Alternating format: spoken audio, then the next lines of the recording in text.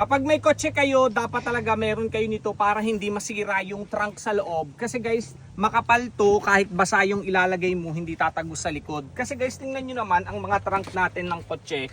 Ganito lang yan yung mga loob, di ba? Kapag nabasa to, dahil tela lang naman to tatagos yan pag nabasa, masisira yan, mapuputol yan.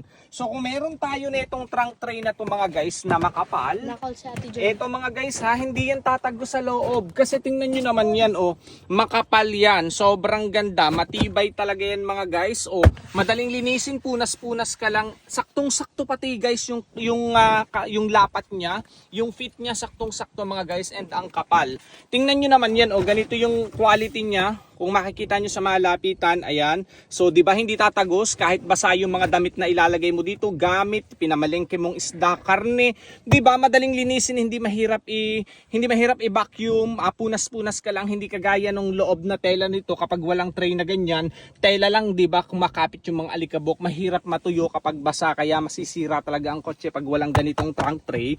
Sobrang mura lang nito mga guys kapag nakawigo ka, kahit anong model makakapili kayo dyan available, i-check out nyo na yan. Sobrang ganda at napakamura.